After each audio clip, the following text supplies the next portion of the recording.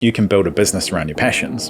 And it's kind of bullshit, but kind of true. It's even more extreme now that you can build a business being yourself. The internet has allowed us to just find our people.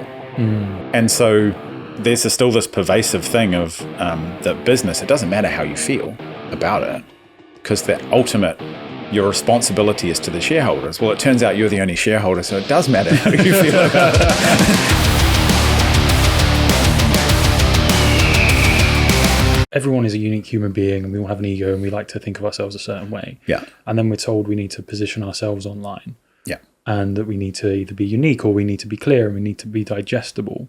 With everything kind of around building an identity online, how do you do that in a way that is unique to you and then you're not leaning into the other identity? So for example, like a coach has got a certain set of stigma or dogma attached to it, an agency bro, how do you position yourself clearly that you're solving a certain problem, however not kind of absorb some of those qualities of other identities by osmosis? What's your thoughts around that? I don't think you fully can.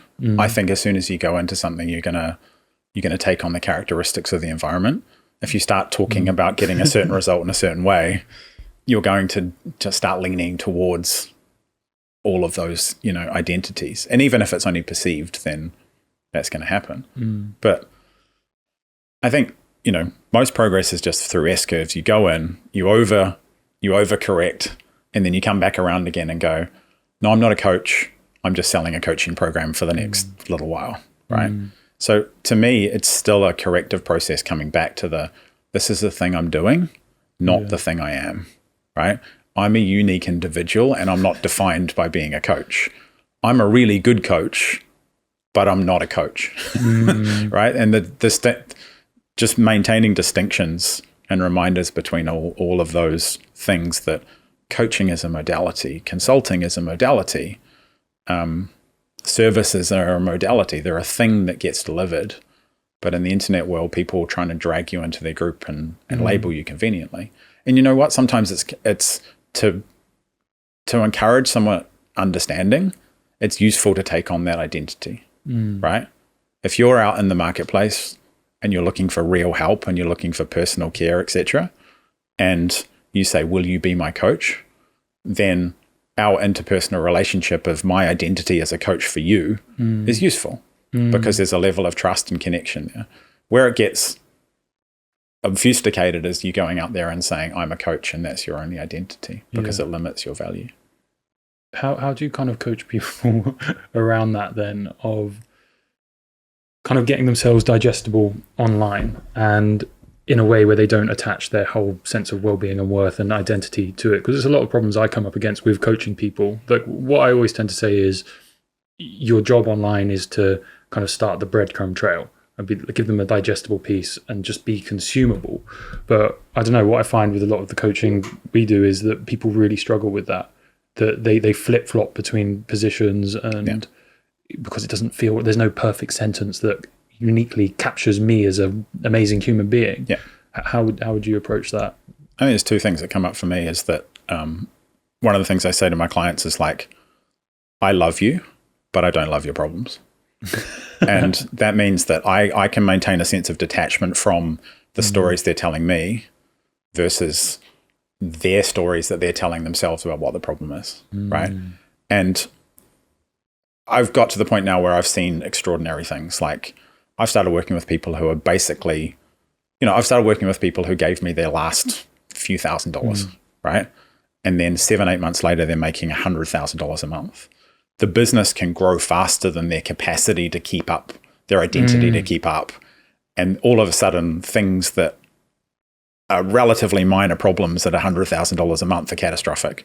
Oh, this is happening, and this is happening, and this is happening. And your job as their coach is to detach from that and saying, that's not really a problem. It's just a perceived problem with the identity that you've still got as the guy who's struggling, as the guy who's like, because it's hard to keep up.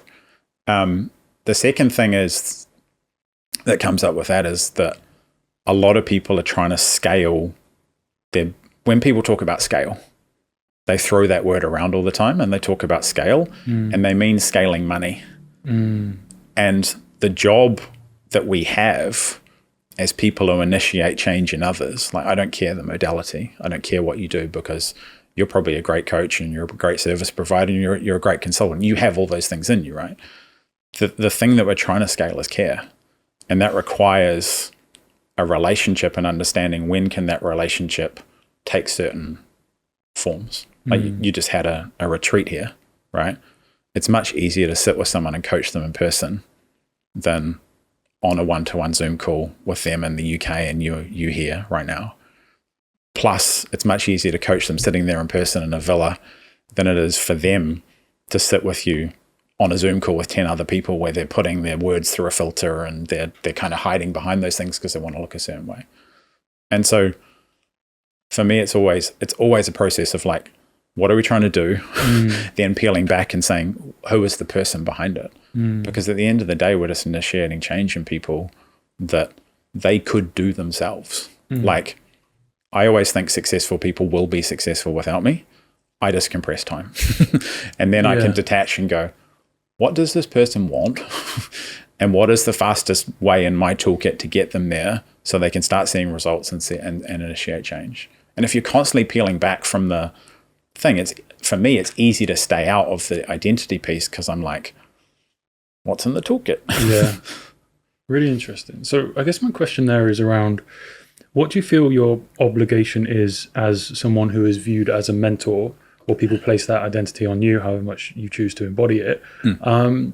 What do you feel your obligation is to help people with what they actually need versus the problem they come to you with? Because again, a lot of people come with certain problems they think are their problems when they come to a mentor, but then when you actually spend a bit of time with them, you're like, right, well, actually, the issue is over here, and we maybe need to tweak that. How do you compartmentalize that and go, right, they've come to me with this problem, so we're going to solve that problem?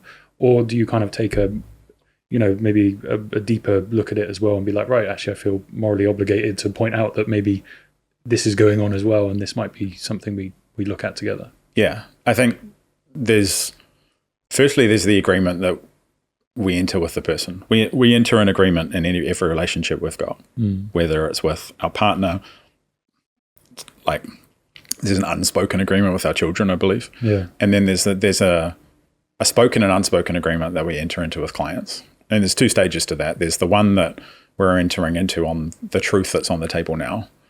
And so a world where you sell to everybody who's got a pulse and a credit card is not optimal to fulfill agreements. So the first thing is like, what do you want? Yeah. Where are you now, actually? And what are you trying to do and why? And that's the pre-agreement before the actual agreement is made, which is like, okay, we're going to do this together. This is my contribution to that. And your contribution is that you've told me the truth to these things and you're going to do the work required to get to this thing. And that's why I have certain opinions on the culture around closing and selling and these things, because the first agreement isn't made. The first agreement is like, give me your money. And then the second agreement has to be worked out along the way, which is like, I thought you said you wanted it, Yeah. And then people are giving people things that aren't actually based on the truth. So there's two stages to every relationship with a client, which is, have they told you the truth in the first place about what's really happening and what they really want? And have you entered into an agreement? And then the second stage is like, okay, what are we going to do about it? And I think without both, you're going to run into things that are intractable. You're going to run into problems where people aren't prepared to work on. There's plenty of consulting engagements I've gone into, which in hindsight, I wish they were coaching ones. Yeah. Because we worked on business problems that were very clearly personal problems that were showing up in the business, right? And that cliche has got so much truth in it. Yeah. And there's so many times when I probably didn't have the confidence to set the expectations up front. And then when we got into it, I didn't give the person what they truly needed in fear of, destabilizing the second agreement, which is like, oh, they're going to stop paying me. So, for me, it is two stages. With kind of that shift that took place, because it's so fascinating to me, and I love the positioning, and it's around integrity and honesty, and it's about, you're kicking off a relationship with that through your content, I guess, and then giving people the option to kind of come closer into your world. My question is around how that shift happens from, I think you had like 1,500 sales calls. I'm racking up sales calls as well. I'm curious if you noticed a shift within yourself of how you were approaching the sales calls as you're feeling towards what you wanted, kind of the agreement and the relationship to be between clients, and you wanted to kind of push away people who, weren't going to be a good fit down the line because it was starting the agreement off, almost in scarcity with all this. So I'm curious, like, because I imagine it wasn't just a hard, there must have been, as you were taking sales calls, your tonality, the way that you were maybe even coaching on the calls, or I'm curious how that shift happened. Like, was it like a hard stop and then it's, to the Google Docs, or did it feel like very naturally, perhaps internally, it was like very smooth? And what were those internal changes that came about? I distinctly remember when, I think towards the end of it, when I was making a transition, when I started to conceptualize that there was a way to do this without having to get on a call, that I was actually switching more towards, I just want to help this person. Like, this conversation is performative, and this is performative for me to get them to feel certain ways so they can give me money. And that level, as soon as the manipulation tipped into, I'm just running a script here, I felt compromised in the process of doing it, because I knew that if I said those words, that person would give me $5,000 or $10,000 or $15,000. Every time I didn't say those words, they didn't. But the words that I did say in that time were the most useful to that person based on my experience and my knowledge and those things. Yeah. So I'm like, I think that was the same, I remember years ago downloading and running through Russell Brunson's like perfect webinar script. Yeah. Right. And I did it and it worked and I hated it. Yeah. Because it was so, it just didn't work for me. And it works for people, and I'll judge them. That's fine. Yeah. But it didn't work for me. It didn't work for me because it was like, can I just be myself? And so it was that building up of that thing of like, I'm performing, there's a marketing version of James online and in sales calls, etc. And the real version of James doesn't like it anymore, or didn't like it from the start, but tolerated it for long enough to get what I wanted. Yeah. So interesting. Because when I started, getting to 6 figures a month was all I cared about. Yeah. Right? Yeah. Because it was an escape. Right? I was living in New Zealand. I was down the bottom of the world. I wanted to travel again. I wanted to, not be employed again. I wanted to get out. And then as soon as I did it, and I was like, okay, what am I escaping from now? Just myself. Yeah. So what's a better way to do it? But that took 2 years, right, of unwinding those ideas of going, if I stop performing this way, then will I be rejected? So all the fear just kept me in that, because I was really good at it. Yeah. Well, this is the issue. And I mean, I've joined, when I was kind of first starting my journey and things, I joined coaching programs, spent a lot of money on maybe things I probably shouldn't have. But I remember this distinct feeling of joining a program. I think it was like $8,000 it cost. And like, I was watching all of the videos and I was like, this is getting me. This is emotionally, I really want to give this person money. What are they doing? And I was kind of new to the space. My level of awareness was maybe, 8 months to a year in. So I was still kind of coming into this world. And then when I got in the program, they kind of went through like the psychology and broke down my own psychology, sales psychology of what happened. And I almost felt like cheated. Not cheated, but kind of like let down and like seen behind the curtain. I was like, oh, that's what it was. And almost disappointed in myself that had worked on me. And I'm like, I'm too smart to be manipulated. Yeah, exactly. And now the knowledge I've paid for is like, am I now going to use that? Because I know how it made me feel when I found it out. Yeah.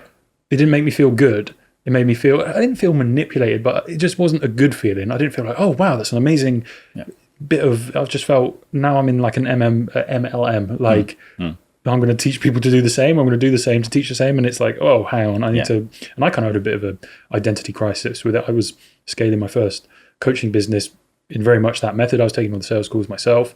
And yeah, after that, I had a bit of an identity crisis with it. I was like, I can't do this. This doesn't feel right. And then I just stopped marketing it and let it go to zero, actually, and just took on a couple of retainer clients. It didn't feel good. It didn't feel like that's what I wanted to. But it's a business. Like, it doesn't matter if you feel good, right? So then over to you. Fuck your feelings. Yeah. This is like, you're running a business here. Come on, big boy.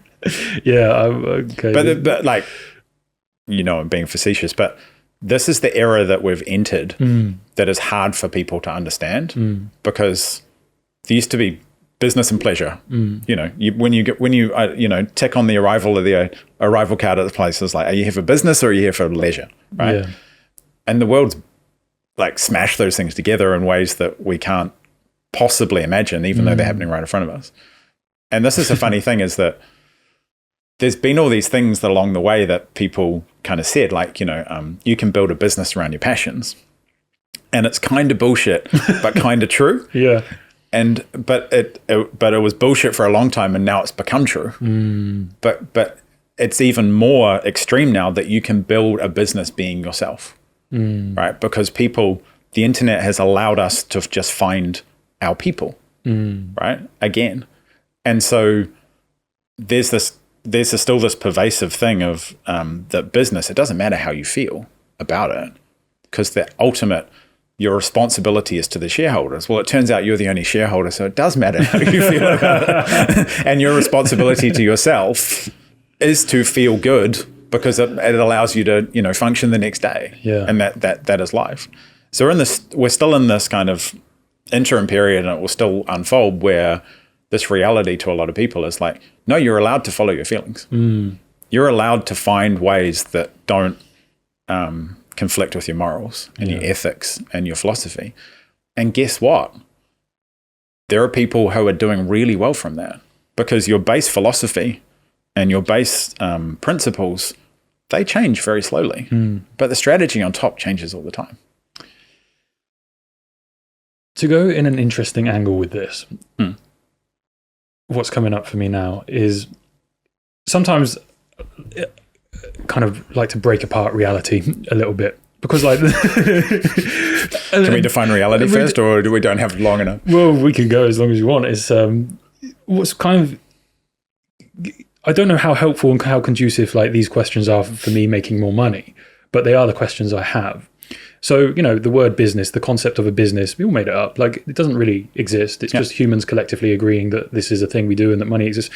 Okay, so, when you kind of have these broader questions about life, like, okay, well, what are we actually doing here? What do we want to experience? What is going on? All of this.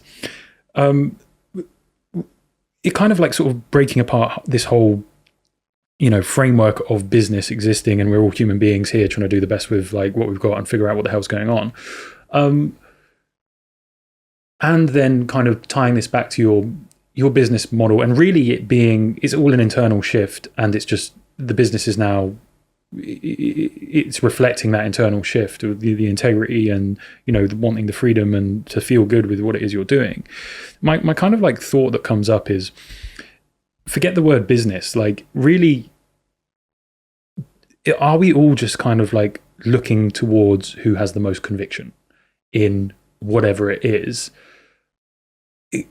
Because I can't really kind of see past that. I haven't got a layer past that. Is it really online? The whole online game and the whole game at the moment is we're all looking for who has the most conviction. I will follow them. Oh, they say it's a business. Okay, it's business. Like, they say it's like I need to like dance in the rain and wear a funny hat. Okay, they have a huge amount of conviction. Yeah. So my question is, what's kind of like past that as for you? Like, people really believe in you. I really love everything that you put out. I consume a lot of it. And you have a lot of conviction. And I feel like I have a lot of conviction in certain things as well. And then people look to you as a leader. What goes on internally for you, like there, with kind of me saying some of those things, and experiencing people follow you because of like the conviction you have, and then also that wider understanding of like, we all made this up anyway. Like, I'm curious if any. I know there's a load of stuff at you there, but it's questions I have. I think talking about kids before we didn't even know when we pressed record, but I think I keep coming back to like, who am I accountable to? And it's a very small group of people. And then I kind of I have to keep coming home to that idea of like, who am I accountable to? And that allows me to cope with when things don't go well, or I'm criticized, or, rightly or wrongly. And working out in concentric circles to that I have a limited capacity to be committed to that many people. And so I agree that it is those with the highest conviction. And the number one message I try to convey to people is I have high conviction about my life. I have high conviction about what I'm doing and who I'm doing it for.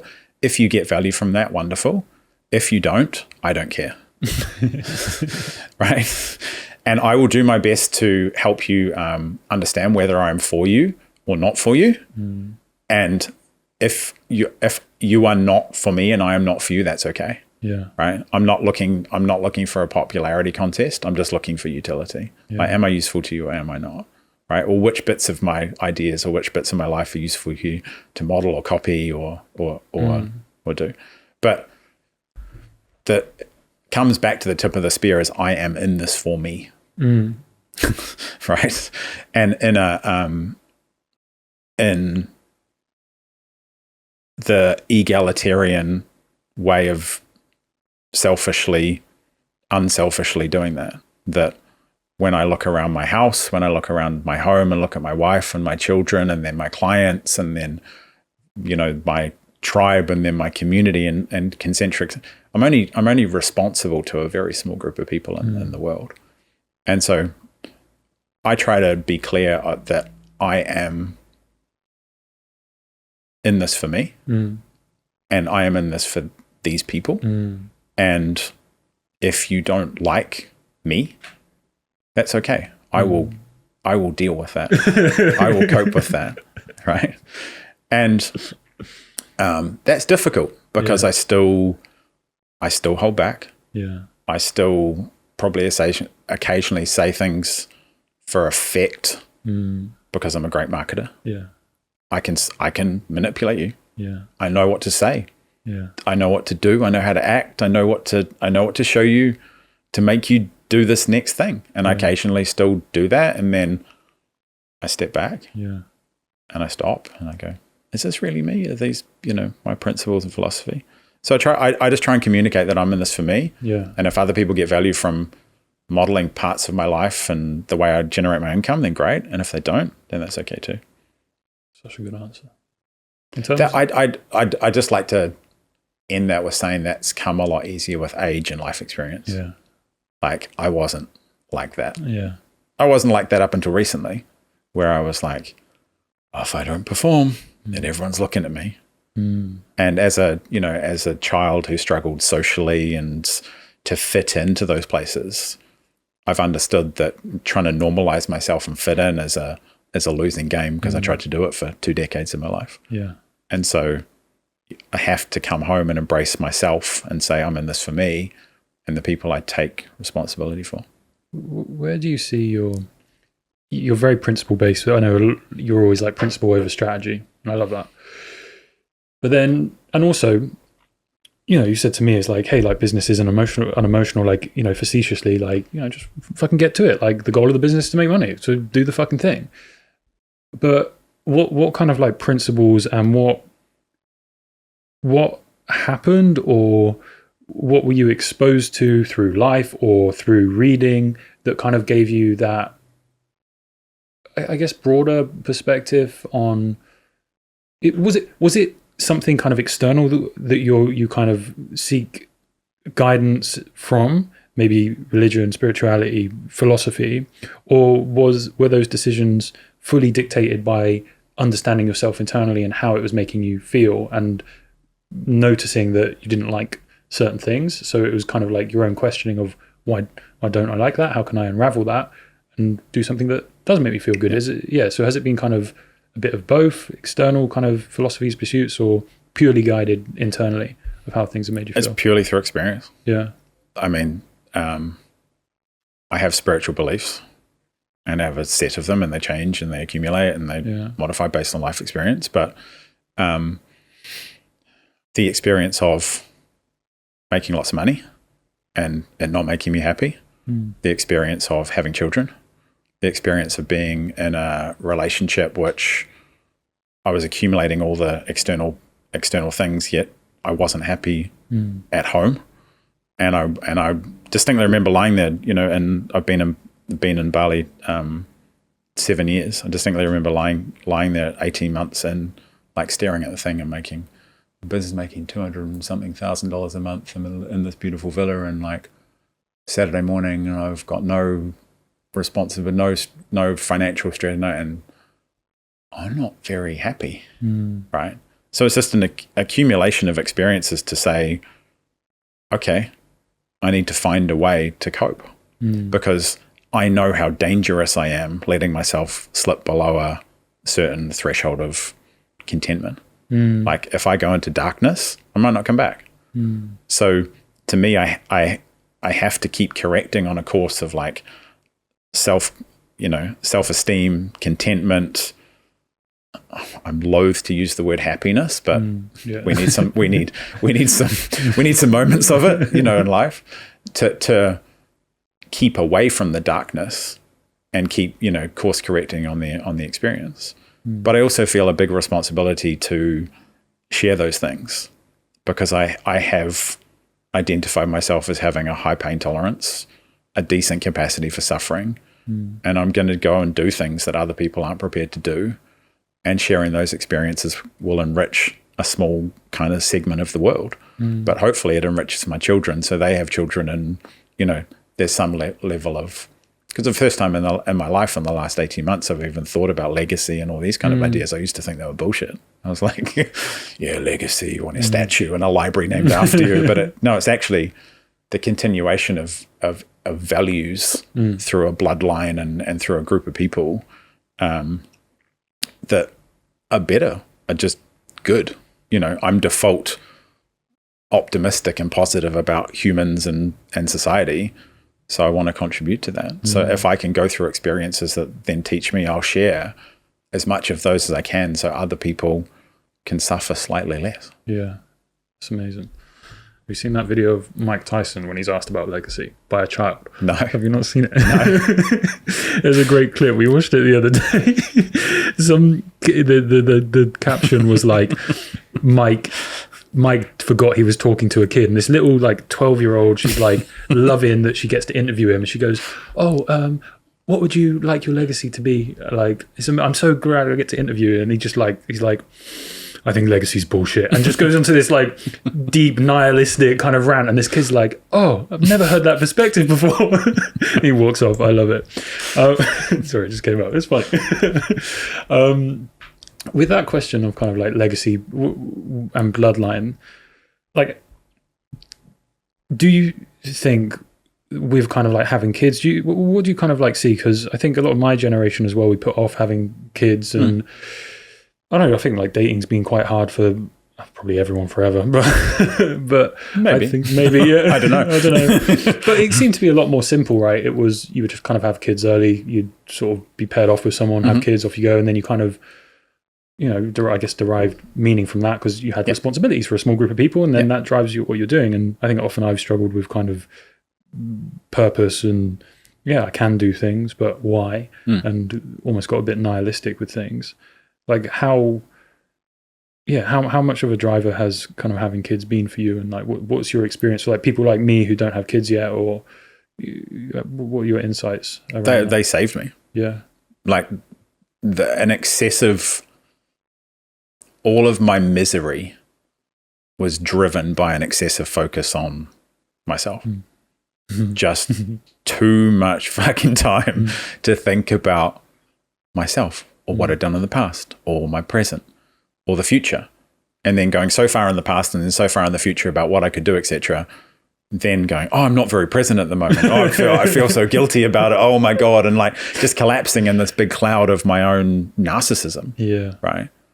And I think the wonderful thing about it's kids, and it's also doing things, and getting out of yourself is a pretty guaranteed way to feel a bit better, right? And if you've got any kind of EQ or IQ, you're more susceptible to that. Because I know a lot of really happy people are thick as pig shit because they just don't understand there's no second order consequences or thinking about the future, and it's beautiful and blissful, and I wish I was like that sometimes. Yeah.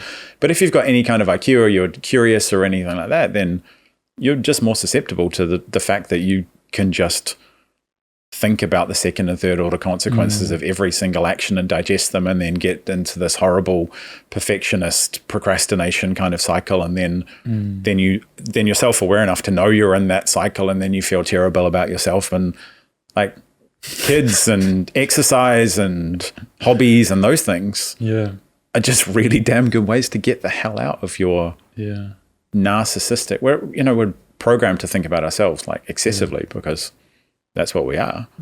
And we seem to have reached a time where people's just absolute obsession about oneself is being encouraged on one hand, yet being demonstrably the worst thing that's ever happened on the other hand, because people's self-interest is just predominant. People didn't think, oh, I'm too young to have kids and I shouldn't have kids because of, it would get in the way of me playing Call of Duty on a Friday night. Yeah. And now that's how they think. Yeah. Like, oh, this is the things that are going to be taken away from me. And most of the things that get taken away from you are things that are net negative to you anyway. Yeah. Oh my God, I can't go out clubbing until 3 a.m. You're like, good. maybe it's time. You're 42. Right? So I think externalize, we've pretty much accumulated the evidence that buying a lot of shit to put around us doesn't really make us happy. Yeah. And getting rich is about getting peace, and being rich is like multidimensional on finding peace in a lot of different areas. And so for me, it saved me, and it still does. And I'll have more kids, and I want to increase my capacity, and that's the muscle I want to exercise. My unconventional modern definition of masculinity and that whole argument is just produce more than you consume. If you're a man, produce more than you can individually consume. If I didn't have kids and I make the money I make, and for the last decade of my life, it'd be coke and hookers all the way down. All the way down. Like it's dangerous. Yeah. Like I have to do what I do, both in my life and my art and my business and that whole where I generate an income. Otherwise, I'm a danger to my higher self. I will have so many resources that I will just sabotage myself over the long term. Might feel good in the short term. Yeah. How do you think we got there though, as society? Like, because people do have a lot of questions. I mean, if I use myself as an example, I grew up in quite a Christian household. Parents were wonderful people, but I remember going to church and just having so many like questions. I was like unsatisfied with what I was being told, and it was quite rigid in some ways. You can do this, can't do this. And I was like, okay, cool. Like if it benefits me, but why? And like it doesn't seem like that's going to benefit me. And I kind of went through this whole. I remember one of the big ones I remember thinking about. I asked this. I was maybe like 9, and there was a Sunday school teacher. And we were talking about like the devil and hell, and that concept always got really interesting for me. And I remember sitting there thinking, and because she was talking about, will you go to hell if you don't do this? And I'm like, in my friends at school, I'm like the only one who goes to church. Maybe there's one other kid who goes to another church, and like 30 of us, so like 28 out of 30 of us are going to hell. And I remember being like, excuse me.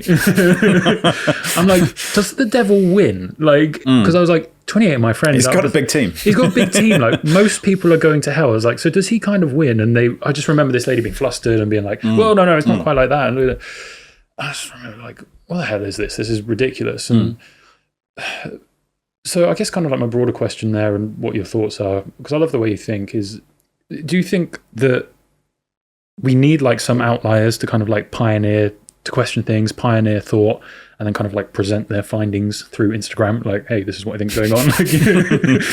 Maybe this is useful to you. Yeah.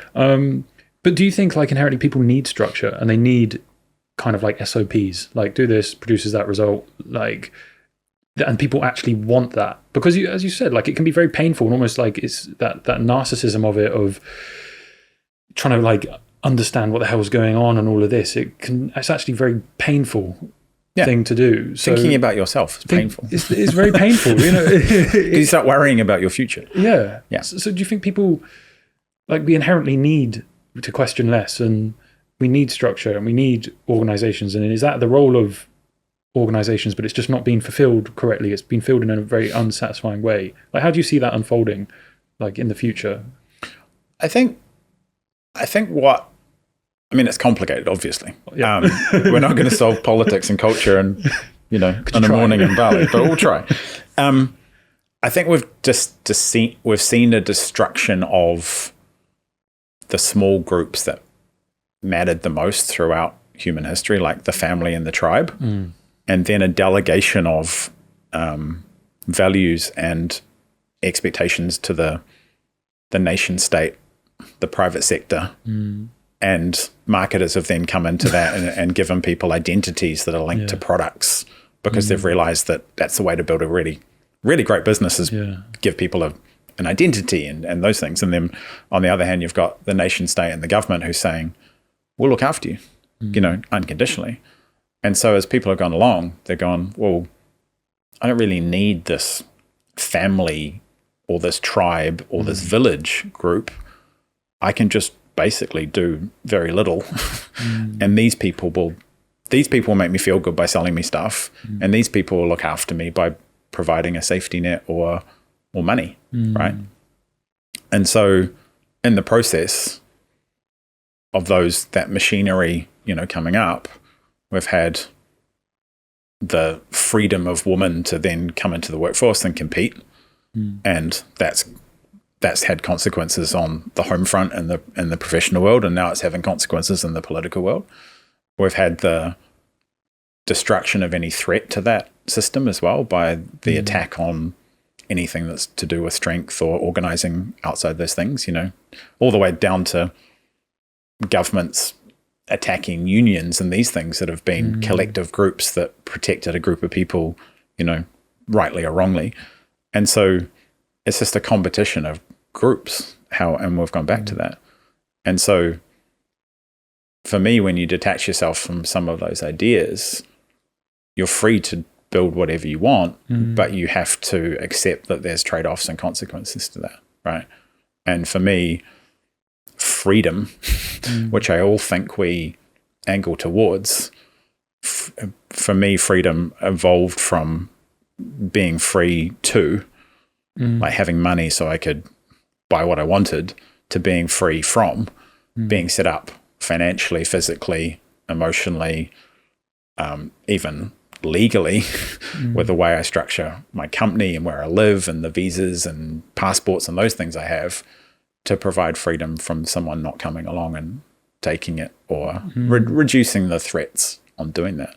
So I think the system is, the machine has just ingested a lot of people and then trapped them in it. And if you don't follow the rules of that, then you're going to be ejected from the machine. And when people don't have a alternative viewpoint of their life, they're like, that's terrifying. And so it's the same as being ejected from the tribe back in the day. It's the same as being kicked out of the village back in the day, or removed from the family.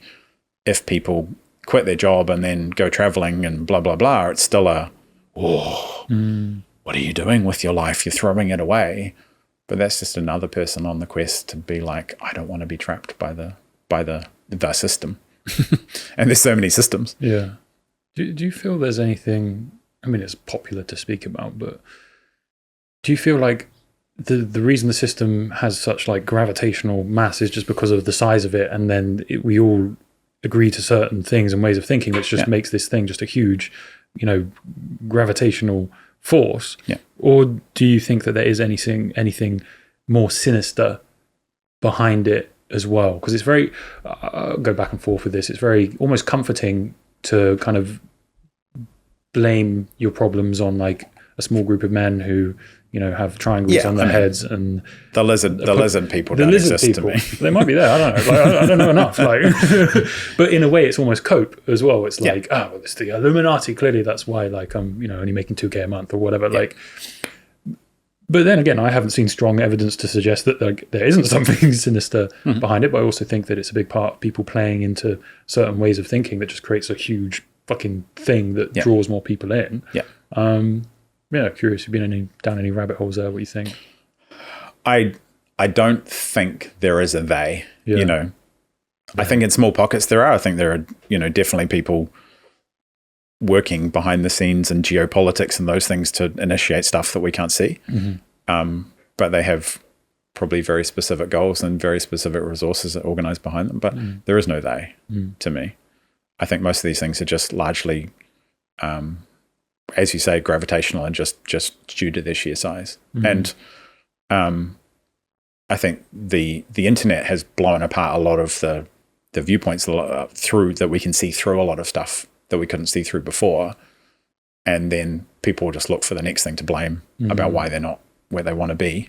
But the system still traps people, right?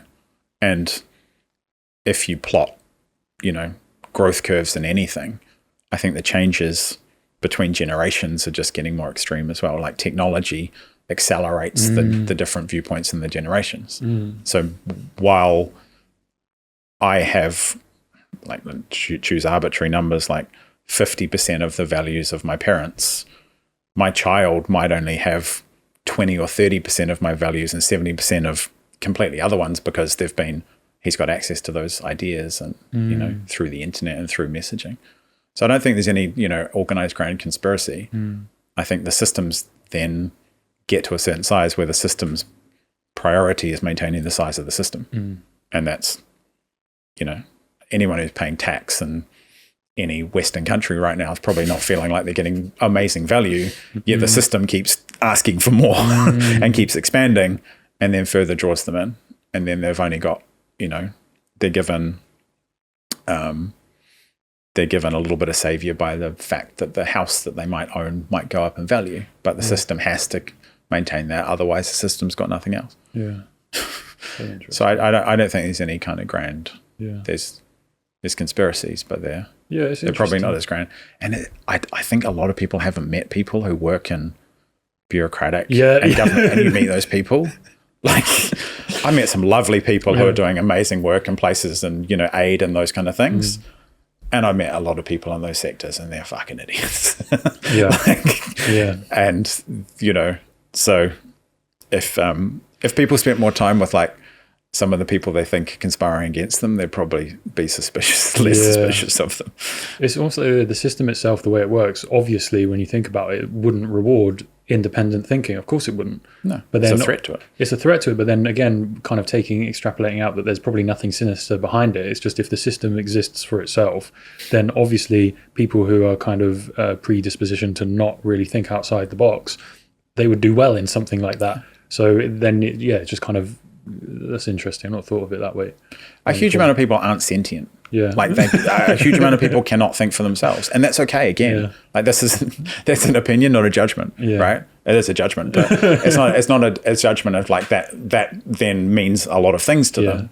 It's that for a lot of people, it's easier to take the opinions of, we're using this kind of conceptual idea of the system, or take the opinion of others, because you have to do less thought. And I think the alternative for some of those people means that's probably a better way for them to approach life, because it's if I just inherit this way of living and these values and those things, then life's just going to be easier. But if they tried to buck the system, I think those people would probably, it would be a net negative to their life. It's like the idea that everyone can be an entrepreneur or everyone can be a parent or those things. I just don't believe the binary nature of a lot of these ideas. Everyone should be a parent. No. Everyone can and should start a business. Well, says some dude who's selling you the business, right? So the idea that all these things are binary and that everybody must do this and must do that and everybody got to fight against the system. If everybody had my views if we took it to an extreme. If everybody had my views and operated like me, we would live in huts because the world would be chaos, right? It's like, no, you're feeling better. It just doesn't, it has to operate with outliers on either end. There has to be a middle, there has to be a mean, there has to be averages, there have to be norms, there have to be rules. And that's okay. Yeah. I love this. So kind of tying this back to sort of around like the marketing angles and all of this, and kind of bringing in the system, the matrix there, maybe. And I also want to kind of tie this into sort of masculinity and masculine drivers, etc. So obviously Andrew Tate, huge impact on, so many people just become like imprinted in kind of cultural sort of conversation for the last 5 years, let's say. So we were kind of talking about the system just then. However, his position on that is like, it's like attack. It's trying to attack you. You need to fight back. Like, you're going to be, put under the thumb by the matrix unless you do something. Now, for me, again, kind of have a, more nuanced view on it, as we've just spoken about. However, that underlying driver of being called to war to fight something has been hugely impactful for me. And sometimes I will, like if I'm at the gym, like I'm blasting heavy metal and I'm thinking who I'm pissed off at. Like I'm thinking who I want to punch in the face. Now, again, is that the healthiest thing? Would I rather be like under a tree meditating and like kind of that be my general vibe all the time? I don't know. Like I actually quite enjoy that side of me. And I feel like the reason he's been so resonant is because it's kind of called a lot of men to war for something when there was nothing before. Like, so then I want to tie this back into marketing. So it's a very good marketing angle again, right? Great marketing. They're coming to fucking get you and destroy your life and ruin everything. You're going to be a slave. Okay. That motivates me.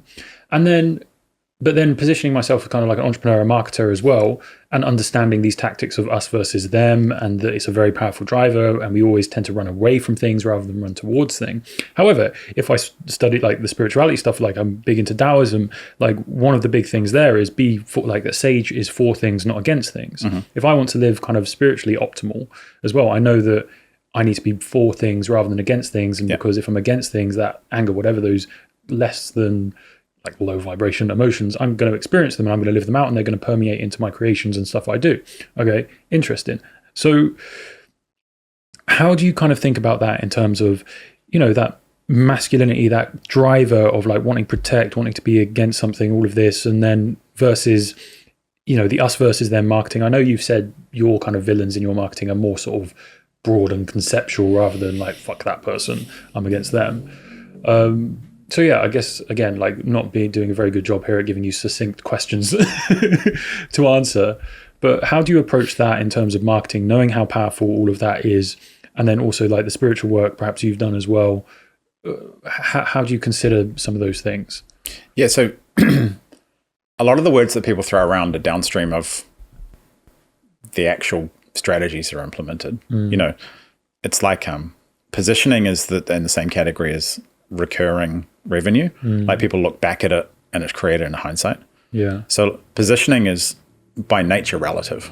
And so what an Andrew Tate has done is position himself and his tribe against the matrix, the machine, right? This big thing that no one can really identify, but every time something convenient happens, which is like, see, I got arrested, you can conveniently say, see? That's proof in the position relative to the matrix is that we're the counterculture. And there'll always be a market in any kind of capitalist society of the opposite. The market exists on a spectrum, right? And so if you want to talk about smart positioning in terms of for someone who's operating in a marketplace, you're just positioning yourself against something else in the marketplace, right? I talk about a solo business where you're the primary delivery person and you can make north of $1 million profit in a year, but with you and a virtual assistant. My positioning is against the same thing, but with 14 team members, a closer, a setter, a coach, an operations person, and 3 VAs, right? And I'm saying, this is why I choose this. And this is why you might choose that. So I introduce if you want to build a really big business, then you should do all those things. If you want to build this type of income, then you should do these things.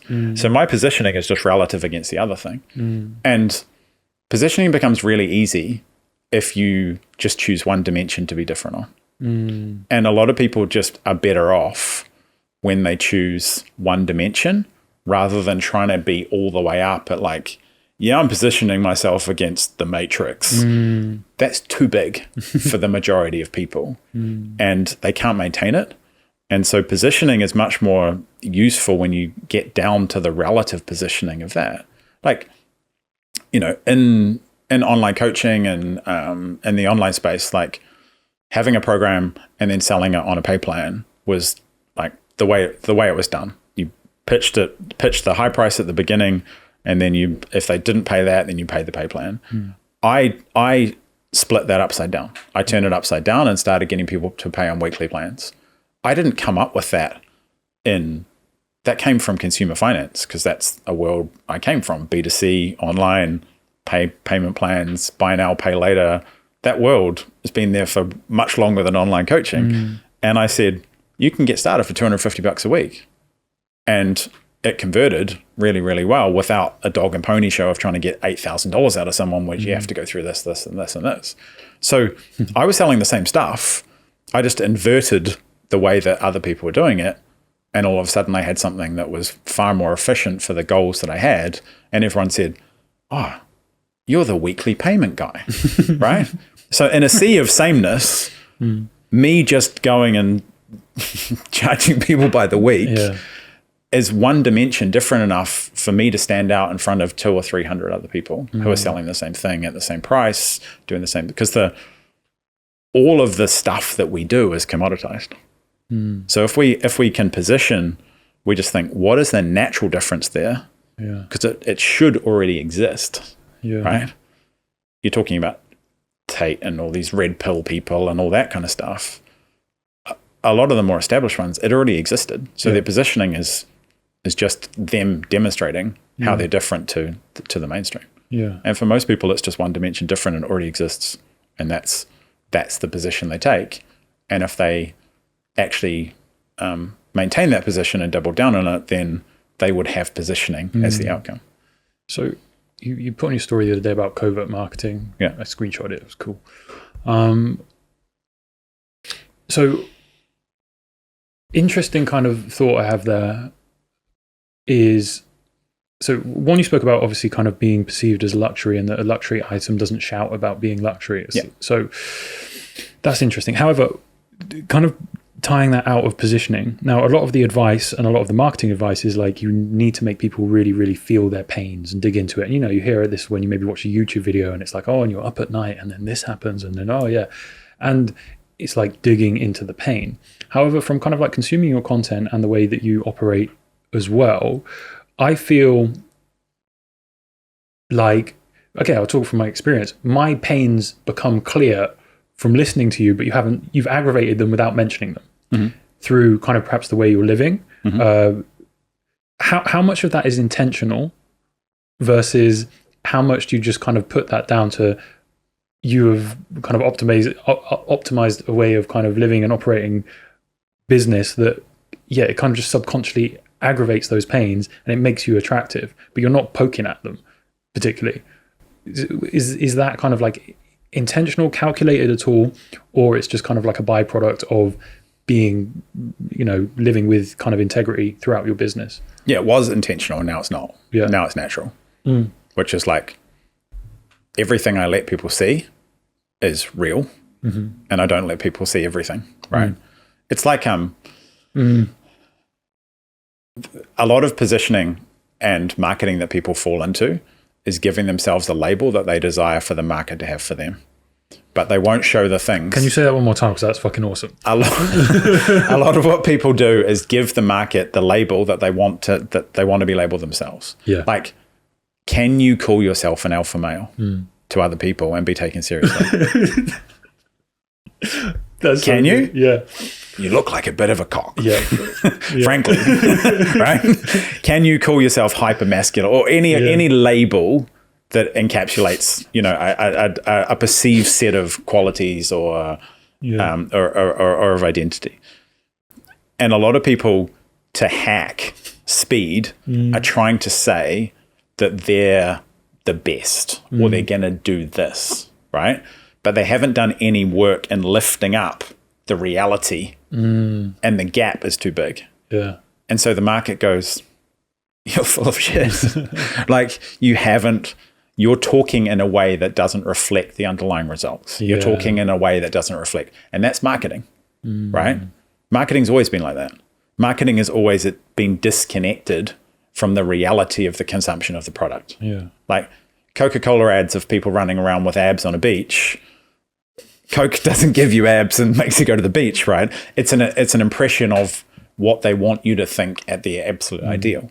And so in the online space, because the barrier to entry is so low and been so low, a lot of people are trying to jump to just telling people what they want the market to think of them, rather than just actually pretty quickly doing the work to get themselves so the market just naturally sees you as the best thing. Yeah. And so for me, it's like the better I do, the better I do. Yeah. Right? So the simple argument is just get fucking better. Yeah. Right? The better results I get for myself with my philosophies and my model, the better results I get for clients. Yeah. Those two things are complementary. So then the flywheel keeps spinning. So then my reward of living a good life and making money and income and investing and attracting good people is more of those things, because it's built on things that I do and things that I've done. And so that takes time. It just doesn't take as much time as it used to. Yeah. And it doesn't take as much, and it takes longer than people want it to. So they try and go out and say, we're the best at this. Then why do you have a guarantee of what happens if it doesn't work? Because what if it doesn't work, right? And so we're in this kind of Ponzi of the gap between marketing. And most people are terrible marketers because it forces you to manipulate people. Yeah. So they can't sustain it. Only sociopaths can maintain marketing for long periods of time, because by nature it's removing the actual reality and the truth of how things actually get there. The steps are, just don't worry about that. Yeah. You're going to get you to $1 million a year. Yeah. Don't worry about the detail of it, and the hardship and the skills that you need and the the other investments you need to make. We're just going to make you the promise. So the gap between the marketing and the reality is just too big. And so along the way, I found that the more you talked about fear, the more you attracted the fearful. And for me, sitting in abundance is there's plenty of people in the marketplace who want something and aren't scared of it and aren't fearful and desperate and haven't let it all slide to the bottom before they take action. There's plenty of those people there. So I just go, I might have a better way for you to do it. And the people who come to me largely organically in a natural way see that, watch it over time and go, thank you for allowing me to rethink the way that I've been doing things, because I haven't made them feel a certain way. I've just demonstrated there's an alternative to what they're already doing.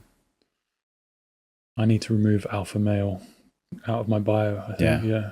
I'd recommend Not a it. good look, Most masculine man.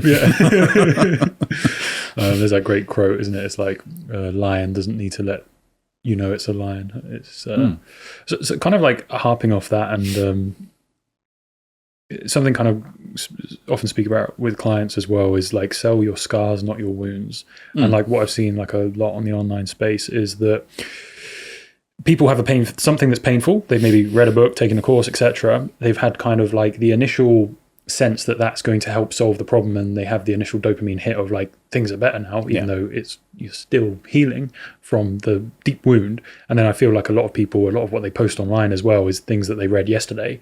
And it's like, okay, that's great. You can share an inspiring perspective. That's like, I have nothing against it. However, if you're now packaging a course based on your wounds that you're currently healing, I probably would rather like go with someone who has a fucking scar across their face and I see it, and you feel that, right? You feel it.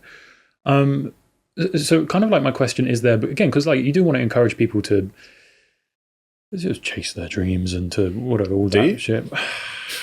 Well, I would want to encourage people to explore what is possible for themselves and kind of follow the thread.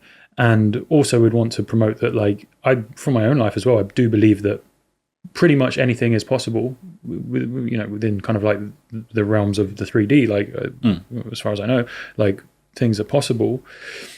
But then how do we kind of sort of change the narrative around, like, before you start a coaching program, before you do any of this, like, you want to do like that healing first. Like, yes, you had that problem and you should kind of, the problem is showing up in your life because it is asking you to confront it and to heal in a certain way, whatever that might be, relationships, finance, whatever it is.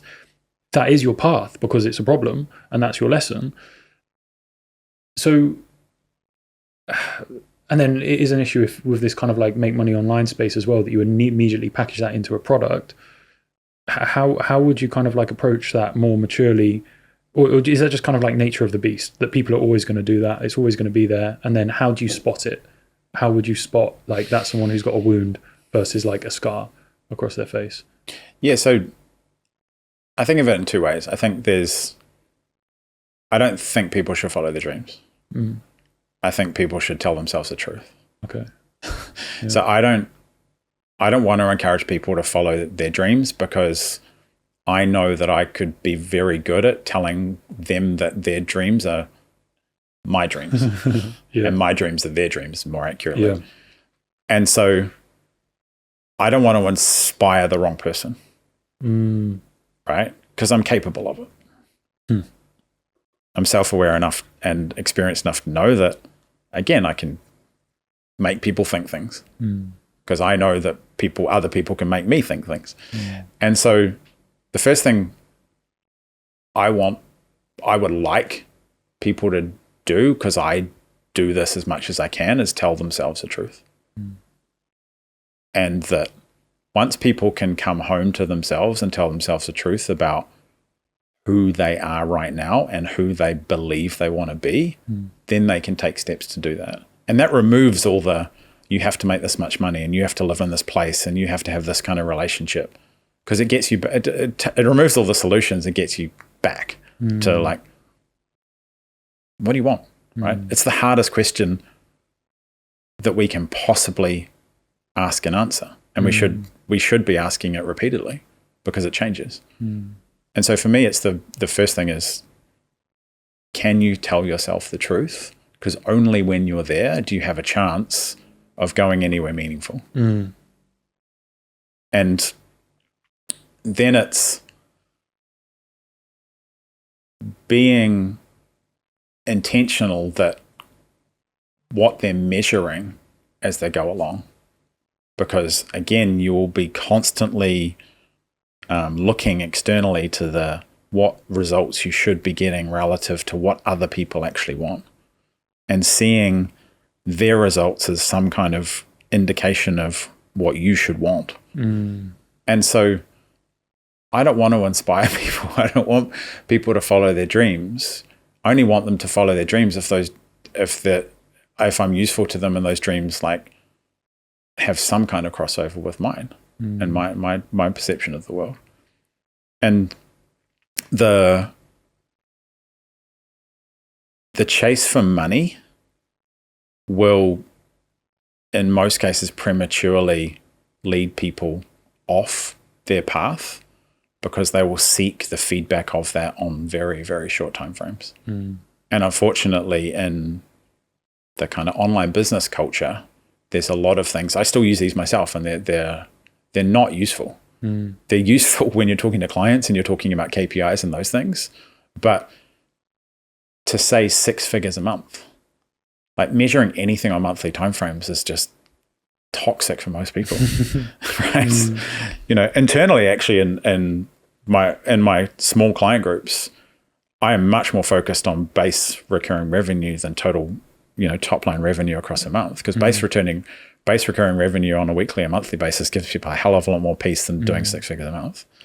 the person who has got 30 grand recurring revenue is much happier than the person who's just had their 100 grand month and has to start again. Much happier, much more settled, and they're much lower volatility, which means if the business is low volatility, then the life is often low volatility. And so for me, it's the truth sets you free.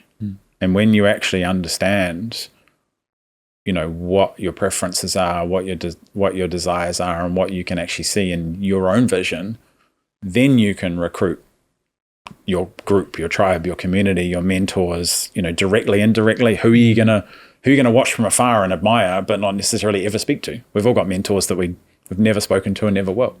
And then you can set actual long-term vision, and then maybe goals.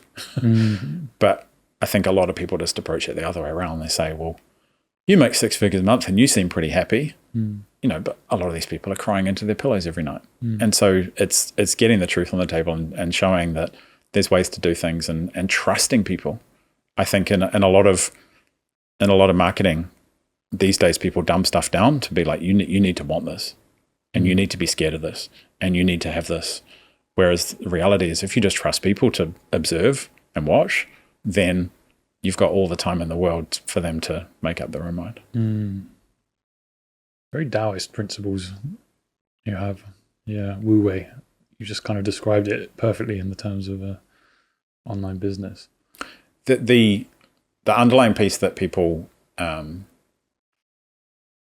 can't see from me is that I don't have many needs. Yeah. Right.